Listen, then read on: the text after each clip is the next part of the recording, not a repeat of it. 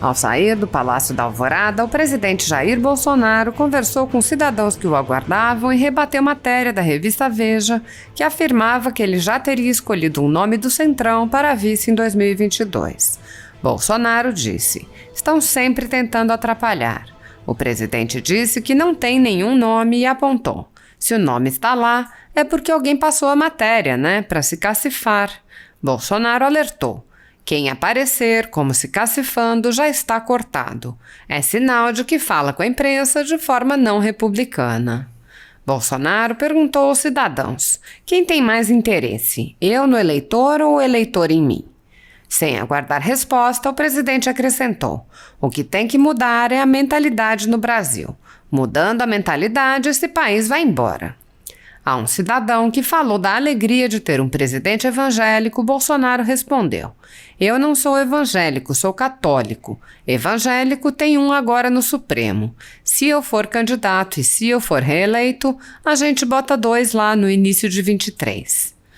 Muitos brasileiros estão vivendo sob o jugo de uma ditadura em que seus direitos e garantias fundamentais estão sendo desrespeitados.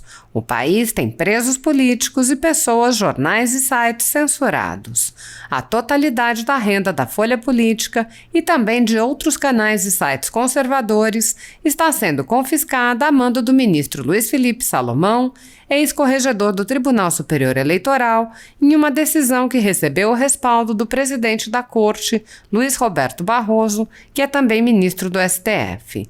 Se você apoia o trabalho da Folha Política, que há quase 10 anos mostra os fatos da política brasileira e pode ajudar o jornal a permanecer em funcionamento, doe qualquer valor através do Pix, usando o QR Code que aparece na tela ou o código ajude@folhapolitica.org. Caso não utilize Pix, há a opção de transferência bancária para a conta da empresa Raposo Fernandes, disponível na descrição deste vídeo e no comentário fixado no topo. Há quase 10 anos, a Folha Política vem mostrando para você os fatos da política brasileira, fazendo a cobertura dos 3 poderes e dando voz a pessoas que o cartel midiático quer calar. Pix ajude@folhapolitica.org. Olá pessoal, deputada federal Bia Kicis. Eu vim falar aqui com vocês sobre um dos temas mais importantes sobre o qual eu dedico meu mandato, que é o combate ao ativismo judicial. E nós estamos agora vivendo um momento muito crítico com relação a isso, quando esse ativismo ele advém diretamente de ministros do Supremo Tribunal Federal. Somente esses últimos dias nós tivemos 2 exemplos muito graves de ativismo. O que é o ativismo? O ativismo é quando o juiz ele se substitui ao legislador e ao invés de simplesmente fazer o seu papel de aplicar a lei, ou no caso até do Supremo, a Constituição, ao caso concreto, aos processos sobre os quais o juiz se debruça, que chegam ao juiz mediante provocação de uma parte interessada, o juiz começa a falar e decidir sobre questões políticas que não estão nos autos. Então nós tivemos essa semana o ministro Gilmar Mendes, numa entrevista, numa declaração, dizer o seguinte, que é preciso dizer isso de maneira muito clara. O Exército está se associando a esse genocídio.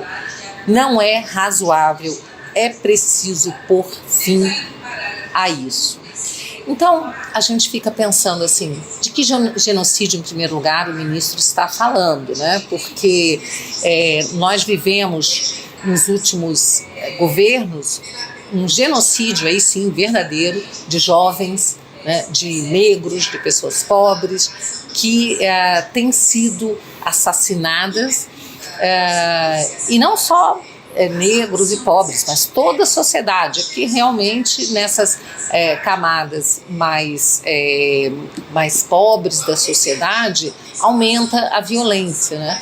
Mas pessoas de todas as camadas sociais, de todos os níveis intelectuais, de todas as profissões, tem sido vítima, sim, de assassinato, 60 mil pessoas por ano, sem que o Estado tenha sido capaz de proteger essas pessoas. Aí a gente pode falar de genocídio, mas no governo atual, que genocídio é esse? Quem é que está cometendo genocídio junto com o Exército, segundo o ministro Gilmar Mendes? Então, esse é o tipo da declaração que nos deixa realmente muito preocupados, e o ministro da Defesa já respondeu, dizendo que as Forças Armadas, o Exército, têm se dedicado durante o coronavírus ao combate ao coronavírus, né? Então não há genocídio algum, o que há é agora uma modinha, né, de ficar falando do presidente da República com total desrespeito à autoridade máxima da República e chamando o presidente de genocida, o que é um crime, né? Porque genocídio é um crime contra a humanidade, e aí, no caso, estão atribuindo um crime. Então já existe aí, no mínimo, uma calúnia, além de uma atividade política do ministro, que é muito preocupante. E aí, em seguida, a gente vê o ministro Barroso também falando, né, falando da preocupação dele, tanto com a saúde, como com as redes estando disseminando ódio. Ele está muito preocupado com o ódio e a desinformação disseminada nas redes sociais. Isso eu coloco como presidente do TSE, tendo que tomar uma atitude para evitar que aconteça o que aconteceu no Brexit. O que aconteceu no Brexit? No Brexit, o povo inglês decidiu 2 vezes pela retirada, pela saída da Inglaterra, da Grã-Bretanha, né, da União Europeia. Então isso foi a vontade do povo. Mas como o ministro Barroso, pelo visto, ele é a favor da União Europeia, ele é contra a saída da Grã-Bretanha, então ele diz que isso foi fruto de desinformação. Assim como, segundo o ministro, as eleições americanas, a eleição do Trump também foi fruto de desinformação, não fruto da vontade de um povo que era majoritariamente conservador, né? Que se vê representado pelo Trump, pelas suas ideias, ao contrário, né, das ideias pregadas pelo Partido Democrata, né? E também as eleições na Índia, segundo o ministro Barroso, também fruto de desinformação. Agora, o presidente da Polônia foi reeleito, um conservador. Pode ser que o ministro Barroso também ache que foi fruto de desinformação. Desinformação essa que precisa ser combatida. Como é que ele está combatendo isso, gente? Combatendo, chamando as plataformas, dizendo que elas têm que retirar, né? Elas têm que cuidar para que não haja fake news. E o ministro tem que retirar das plataformas aquelas informações que, segundo ele, desinforma. Aí o ministro, né, ele diz o seguinte, que ele conta, olha que bonito, gente, vocês têm certeza que vocês vão ficar emocionados. Contamos com a imprensa profissional que sabe separar fato de opinião, a gente tem visto isso, que se move por preceitos éticos, a gente também tem visto isso, e que possa fazer o filtro dessas bobagens que circulam nas redes ao lado dos checadores de fato. Aí eu trouxe, né, essa informação de que foi uma pesquisa feita pelo Instituto Global and Edelman Trust Barometer, tá?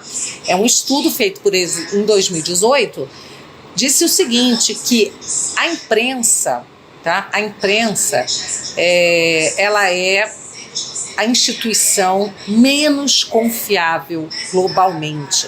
Então, esse resultado apontou que em 22 dos 28 países onde a pesquisa foi feita, ela se encontra no território da desconfiança. E o Brasil certamente é um desses países, se não foi incluído na pesquisa, se fosse incluído, certamente seria um desses países onde a imprensa está realmente assim, um dos últimos locais, uma das últimas posições de instituição confiável, não é? A gente tem assistido jornalista que torce para presidente morrer, pesquisas que são feitas, né, e depois desmentidas pesquisas eleitorais que são feitas, divulgadas pela imprensa e depois são desmentidas nas urnas.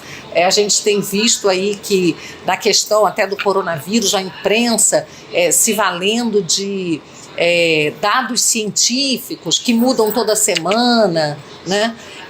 Então a gente sabe que não tem uma cobertura parcial, lamentavelmente, por boa parte da imprensa, mas é com essa mídia aí que o ministro Barroso diz contar, essa imprensa profissional, para dizer, junto com os checadores de fatos, o que é verdade, o que é mentira, né, e impor aí um cala-boca, uma censura às redes sociais. Então, assim, eu estou deveras preocupada com isso, tá? Como parlamentar, trabalho todos os dias, né, para combater esse ativismo judicial. Tem uma série de projetos de lei contrários ao ativismo, que visam a responsabilizar esse ativismo, criminalizar toda vez que houver uma usurpação de poder. Isso tem acontecido muito porque, lamentavelmente, o parlamento tem se colocado de joelhos, subserviente ao Supremo Tribunal Federal. E a gente sabe que tem aí parlamentares que têm problemas perante a justiça, né,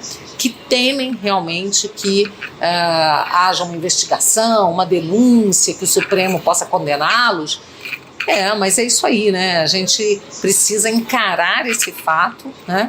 A gente sabe que você não precisa dever para a justiça para poder ser investigado. Hoje a gente vê isso, né? Existe, além do ativismo todo, né? Agora esse ativismo também foi para inquéritos, né? Ele agora também está sendo utilizado em inquéritos penais, né? Aí no Supremo Tribunal Federal, que está avançando sobre a base de apoio do presidente Bolsonaro. Então a situação é toda muito preocupante e nós temos que continuar sempre atentos, e vocês podem contar com o meu trabalho no combate ao ativismo, que é uma forma da gente preservar a democracia. Enquanto os juízes quiserem fazer leis, quiserem investigar, quiserem decidir quem vai ser diretor da polícia, ou seja, quiserem usurpar sobre competência do executivo e do legislativo, nós não teremos uma democracia efetiva.